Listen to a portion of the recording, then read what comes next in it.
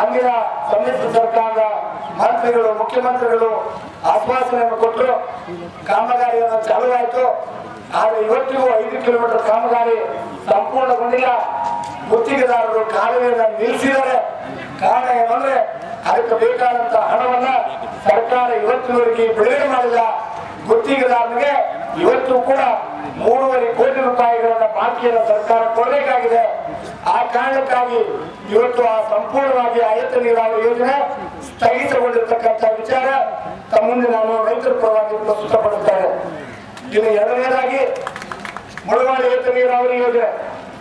ಮುಳವಾಡಿ ಏತ ನೀರಾವರಿ ಯೋಜನೆ 3 ಹಂತದಲ್ಲಿ ಯೋಜನೆಯನ್ನ ಕೈಗೆತ್ತಿಕೊಳ್ಳೋದಕ್ಕೆ ಕಾಂಗ್ರೆಸ್ ಸರ್ಕಾರ ಅಧಿಕಾರದಲ್ಲಿದ್ದಂಥ ಸಂದರ್ಭದಲ್ಲಿ ಯೋಜನೆಯನ್ನ ನಿರೂಪಣೆ ಮಾಡಿ 3 ಹಂತದ ರೂಪರೇಷೆಗಳನ್ನ ತಯಾರು ಮಾಡಿ ಮೊದಲನೇ ಹಂತ ಮತ್ತು ಎರಡನೇ ಹಂತದ ಸಂಪೂರ್ಣ ಕಾಮಗಾರಿಗಳನ್ನ ಕಾಂಗ್ರೆಸ್ ಪಕ್ಷದ ಸರ್ಕಾರ ಇದ್ದಂಥ ಸಂದರ್ಭದಲ್ಲಿ ಸಂಪೂರ್ಣ ಮಾಡಲಾಗಿದೆ.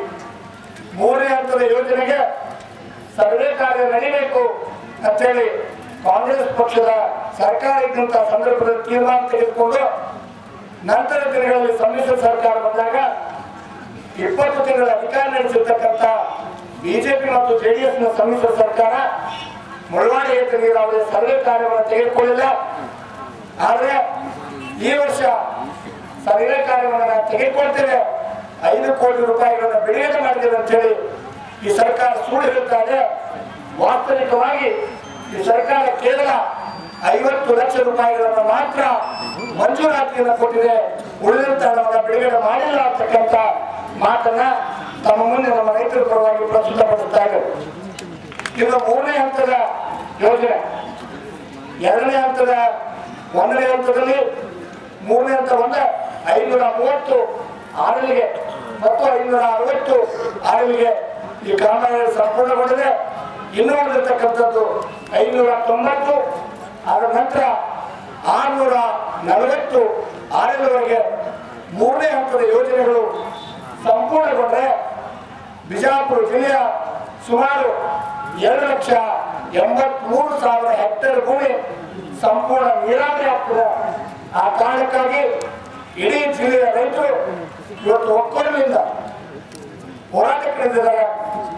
ನಮ್ಮ ನಾಯಕರಲ್ಲಿ ಮನವಿ ಮಾಡ್ತಾರೆ, ಸನ್ಮಾನ್ಯ ಖರ್ಗೆಜಿಯವರು, ಉಗ್ರಪ್ಪನವರು, ಎಲ್ಲ ನಾಯಕರು ಇವತ್ತು ನಮಗೆ ಬೆಂಬಲಾರ್ಥವಾಗಿ ನಿಂತಿರುವುದನ್ನು ನೋಡಿದರೆ ಮುಂಬರ್ತಕ್ಕಂಥ ದಿನಗಳಲ್ಲಿ ತಮ್ಮ ಆಶೀರ್ವಾದದಿಂದ ಮುಳವಾಡಿ ಯಶಸ್ವಿಯಾಗಿ ಈ ಯೋಜನೆ ರೂಪುಗೊಳ್ಳುತ್ತದೆ ಅಂತಕ್ಕಂಥ ವಿಶ್ವಾಸ ಬಿಜಾಪುರ ಜಿಲ್ಲೆಯ ರೈತರಲ್ಲಿ ಇವತ್ತು ಮೂಡಿದೆ ಅಂತ ಹೇಳಿ ನಾನು ಹೆಮ್ಮೆಯಿಂದ ಹೇಳಲಿಕ್ಕೆ ಇಷ್ಟಪಡ್ತೇನೆ. ಇದರ ಜೊತೆಯಲ್ಲಿ ಚಿಮ್ಮಲಿಗೆ ಏತ ನೀರಾವರಿ ಕಾಂಗ್ರೆಸ್ ಸರ್ಕಾರ ಇದ್ದಂಥ ಸಂದರ್ಭದಲ್ಲಿ ಸಂಪೂರ್ಣವಾದಂತಹ ತಾಂತ್ರಿಕ ವರದಿಗಳನ್ನು ತಯಾರು ಮಾಡಿ ಒಟ್ಟು 1,204 ಕೋಟಿ ರೂಪಾಯಿಗಳ ಅಂದಾಜು ಯೋಜನೆಯನ್ನ ತಯಾರು ಮಾಡಿದ್ದಾರೆ. ಚಿಮ್ಮಲಿಗಿನಲ್ಲಿ 2 ಕಾಲುವೆಗಳು ಬರ್ತವೆ. ಒಂದು ಚಿಮ್ಮಲಿಗಿ ಪಶ್ಚಿಮ ಕಾಲುವೆ, ಇನ್ನೊಂದು ಚಿಮ್ಮಲಿಗಿ ಪೂರ್ವ ಕಾಲುವೆ. ಚಿಮ್ಮಲಿಗಿ ಪಶ್ಚಿಮದಲ್ಲಿ 4,318 ಹೆಕ್ಟೇರ್ ಜಮೀನು ನೀರಾವರಿ ಆಗ್ತದೆ. ಉಳಿದಂತ 80,000 ಹೆಕ್ಟೇರ್ನಲ್ಲಿ ಉಳಿದಂತ ಜಮೀನು ಚಿಮ್ಮಲಿಗಿ ಪೂರ್ವ ಕಾಲುವೆಯಿಂದ ನೀರಾವರಿ ಆಗ್ತದೆ. ಅದರಲ್ಲಿ ಮುದ್ದೇಬಿಹಾಳ ತಾಲೂಕಿನ ಸುಮಾರು 60 ಹಳ್ಳಿಗಳು, ಸಿಂದಗಿ ತಾಲೂಕಿನ ಸುಮಾರು 48 ಹಳ್ಳಿಗಳು, ಬಾಗೇವಾಡಿ ತಾಲೂಕಿನ ಸುಮಾರು 35 ಹಳ್ಳಿಗಳು, ಬಿಜಾಪುರ ತಾಲೂಕಿನ ನಾಲ್ಕಾರು ಬ್ರಾಂಚ್ ಕೇಂದ್ರ ಮುಖಾಂತರ ಸುಮಾರು 48 ಹಳ್ಳಿಗಳು ಸಂಪೂರ್ಣವಾಗಿ ನೀರಾವರಿಗೊಳ್ಳಪಡುತ್ತದೆ. ಈ ಒಂದು ಈಗಾಗಲೇ ತಾಂತ್ರಿಕವಾದಂತಹ ಮಂಜೂರಾತಿ ಕೂಡ ಸಿಕ್ಕಿದೆ.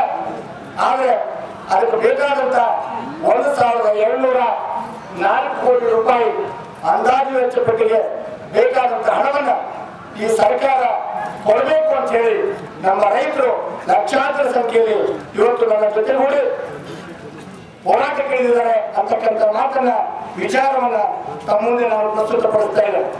ಇದರ ಜೊತೆಯಲ್ಲಿ ಕೆರೆ ನೀರು ತುಂಬತಕ್ಕಂಥ ಯೋಜನೆ ಹಿಂದೆ ಸಮ್ಮಿಶ್ರ ಸರ್ಕಾರ ಇದ್ದಂಥ ಸಂದರ್ಭದಲ್ಲಿ ನೀರಾವರಿ ಸಚಿವರಾಗಿರ್ತಕ್ಕಂಥ ಸನ್ಮಾನ್ಯ ಈಶ್ವರಪ್ಪನವರು ಬಿಜಾಪುರ ಜಿಲ್ಲೆಗೆ ಬಂದು ನಾವೆಲ್ಲ ತಾಲೂಕಾ ಮಟ್ಟದಲ್ಲಿ ರೈತರ ಜೊತೆಗೂಡಿ ಹೋರಾಟ ಮಾಡಿದಂಥ ಸಂದರ್ಭದಲ್ಲಿ ಜಿಲ್ಲೆಯ ಅವಳಿ ಜಿಲ್ಲೆಯ 107 ಕೆರೆಗಳನ್ನ ನಾವು ತುಂಬಿಸ್ತೇವೆ ಅಂತೇಳಿ ಇಲ್ಲಿ ಘೋಷಣೆಯನ್ನು ಮಾಡಿದ್ರು. ಕಳೆದ ತಿಂಗಳು ಸನ್ಮಾನ್ಯ ಮುಖ್ಯಮಂತ್ರಿಗಳು ತ್ರಿಕೋಟ ಭಾಗದಲ್ಲಿ ಒಂದು ಪ್ಯಾಕೇಜ್ಗೆ ಮಾತ್ರ ಒಟ್ಟು ಇಲ್ಲಿ 7 ಪ್ಯಾಕೇಜ್ ಕೆರೆ ನೀರು ತುಂಬತಕ್ಕಂಥ 7 ಪ್ಯಾಕೇಜಿನ ಯೋಜನೆ ಇದೆ. ಅದರಲ್ಲಿ ಒಂದು ಯೋಜನೆಯನ್ನು ಮಾತ್ರ ಕೇವಲ ಉದ್ಘಾಟನೆ ಮಾಡಿದ್ದಾರೆ. ಆದರೆ ಅದಕ್ಕೆ ಬಜೆಟ್ನಲ್ಲಿ ಯಾವುದೇ ರೀತಿಯಾದಂತಹ ಹಣವನ್ನ ಇವತ್ತಿಗೂ ತಡೆದಿಟ್ಟಿಲ್ಲ ಅಂತಕ್ಕಂಥ ಸತ್ಯವನ್ನ ರೈತರ ಪರವಾಗಿ ನಾನು ತಮ್ಮ ಮುಂದೆ ಪ್ರಸ್ತುತಪಡಿಸ್ತಾ ಇದ್ದೇನೆ.